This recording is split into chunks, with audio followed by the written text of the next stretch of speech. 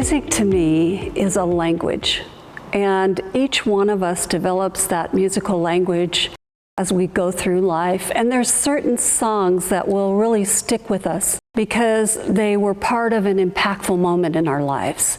Whether something disastrous or something wonderful, they really stick with us. And so when we hear those songs or we hear that style of music, it means something to us and it speaks to our heart. One of the things that I think music should be in a church, and what we try to do, is speak a lot of musical languages. So we have soloists, we have pianists, we have a band that plays drums and guitar and bass and rock and roll. We have some folk artists. We have a lot of talent here. And so we get to put together a lot of different kinds of music in the hope that we're speaking your language.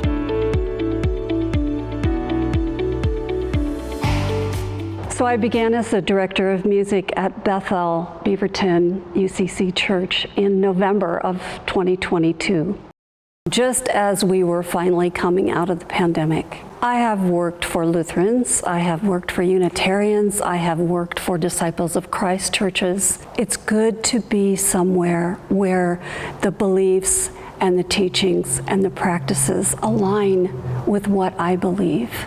And so one of the things that drew me here is the acceptance of all people, LGBTQAI+. Every person is welcome in this place. So I was inspired by the acceptance and the openness that I see at Bethel. And I was inspired by the variety of people that I find here. I also came here because we do have a variety of music. I feel rather stunted if I'm in a church that doesn't have more than just a choir, organ, and piano, and those are all wonderful things. But to have worship that is broader, that encompasses contemporary and classical and traditional music and folk music, that is a place where I thrive. At the end of the pandemic, we were struggling. Musicians were very stunted. We weren't allowed to sing, couldn't have instruments. Our music ministries really sort of were crushed. Another thing that I enjoy in my jobs in the church is to build and rebuild. As musicians, we're very excited about this rebuilding and transition back to the work that we've always done. We are rebuilding here. Our choir has come back together. We're drawing new musicians and returning musicians from our congregation. It is a joy to me to be part of that renewal.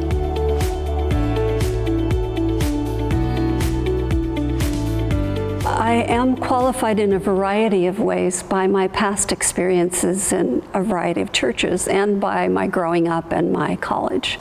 I went to Concordia College in Moorhead, Minnesota, and I sang under Paul J. Christensen, who is a renowned conductor. He has since passed away. It was the finest choir I've ever sung in. So I had that choral background all through growing up in my early days and all through college. And then as I grew into my church ministry, I discovered contemporary music, and my job in Arizona, I was hired there to build a contemporary worship band and worship space. And so those things have been part of my personal growth to make me a good candidate to be here. Some of my experiences beyond that, I've sung in Italy 3 times. I've sung for the Festival of Music and Arts in Rome. And I have sung in the Sistine Chapel, which was absolutely surreal. I've sung in the Portland Symphonic Choir with the Oregon Symphony, and I was a paid soloist for them. So I've had a lot of choral experience and some band experience. And those things have prepared me to be here in this time, in this moment, and build ministry here.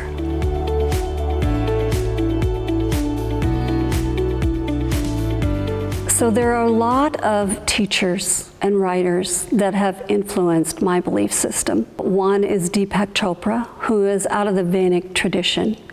He will not commit to being a part of any religion.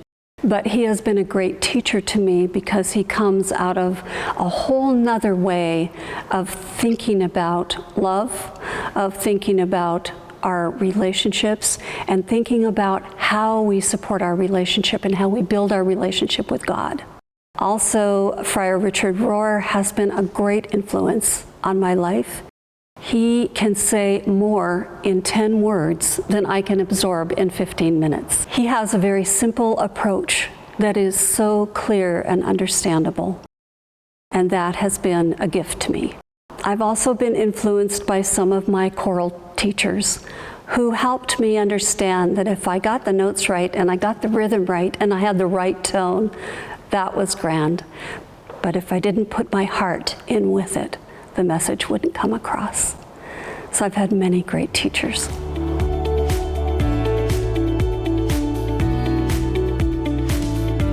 So I have other interests and passions. I do work for OHSU full-time, and that allows me to live out my altruistic hope of contributing to society. I also have been a single mom for many years. My 3 kids are grown, but very close to me, and they're a really important part of my life. So we do things together, and those are where my passions lie. We go rafting, and we hang out and play games, and do family things that keep us loving each other and tolerating our many different beliefs that we all bring to the table now, as all my kids are grown, and so they all have their own approach to life. Those are my passions.